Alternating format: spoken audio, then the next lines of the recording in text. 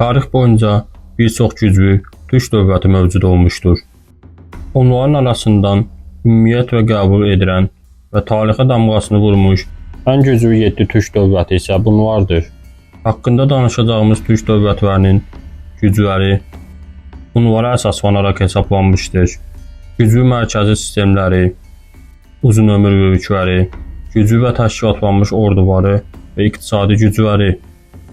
Birinci sırada Böyük Hun İmperiyası. Eramızdan əvvəl 220-ci il və bizim eranın 216-cı illəri arasında mövcud olmuş dövlət 436 il yaşamışdır. Bu dövləti öne çıxaran faktorlar isə bunlardır. Asiyada ilk böyük türk dövləti olmuşdur. Mete xan onluq sistemə əsaslanan ordu qurmuş və bu sistem sonra var bir çox orduya nümunə olmuşdur. Çinə və digər qonşu dövlətlərə qarşı qazandıqları parlaq qələbələr və geniş ərazilərə sahib olması ilə tanınır. Bu dövləti 216-cı ildəki süqutuna aparan başlıca səbəblər isə daxili çəkişmələr və Çin təzyiqi olmuşdur. İkinci sırada Göytürk xaqanlığı.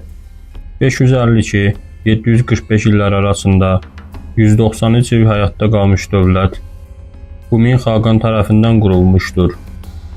Bu dövləti önə çıxaran faktor isə bunlardır. Türk adını dövlət adı kimi istifadə edən ilk türk dövlətidir. Orxun abidələri kimi türk dilinin və mədəniyyətinin ən qiymətli abidələri bu dövlətin dövründə hazırlanmışdır. Mərkəzi Asiyada geniş bir imperiya olmuşdur. Bu dövləti süquta aparan isə daxili çəkişmələr və Uyğur üsyanı olmuşdur. Üçüncü sırada Böyük Səlcuq İmperiyası. 1037-1157 illər arasında mövcud olmuş dövlət Toğrul bəy tərəfindən qurulmuşdur. Bu dövləti önə çıxaran faktor isə devədir.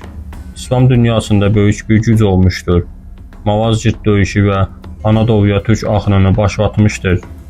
Nizamiye mədrəsələri kimi elm və təhsil müəssisələrinin inkişafına böyük töhfələr vermişdir. Dördüncü sırada Xəzər xaqanlığı. 650-969 illər arasında 332 il həyatda qalmış dövlətdir. Bugünkü Cənubi Rusiya, Ukrayna torpaqları və Qafqaz ərazisində hökm sürmüş dövlətdir.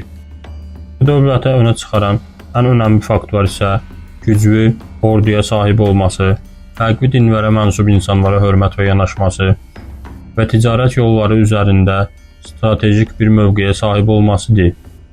5-ci sırada Teymurilər İmperatorluğu. 1370-1507 illər arasında mövcud olmuş dövlətdir. Əmir Teymur tərəfindən qurulan bu imperatorluq geniş bir coğrafiyaya sahib olmuş, Orta Asiya, İran və Hindistanın bir bölümünü ələ keçirmişdir. Zaman-zaman İraq və Azərbaycan coğrafiyasında da hökm sürmüşdür. Bu dövləti önə çıxaran ən önəmli fakt isə dövründəki ən güclü imperiya olması olmuşdur. 6-cı sırada Səfəvilər dövləti. 1501-1736 illər arasında 225 il mövcud olmuşdur. Bu dövləti önə çıxaran faktor isə böyük torpaqlara və təhsil dairəsinə sahib olması, Avropa və qonşu digər dövlətlər və geniş ticarət bağlarına sahib olması, 2 əsrdən çox həyatda qalması, uzun müddət isə dövrün tələblərinə uyğun modern orduya sahib olması olmuşdur. Onu süquta aparan səbəblər isə belədir. Güclənən türk tayfalarının üsyanı və bir neçə dövlət tərəfindən xaricdən işğallara məruz qalması. 7-ci sırada Osmanlı İmperiyası.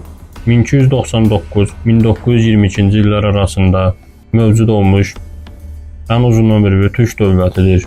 Osman Qazi tərəfindən qurulan bu dövlət 1-ci Dünya müharibəsindəki məğlubiyyətin nəticəsində parçalanmışdır. Bu dövləti önə çıxaran faktor isə belədir.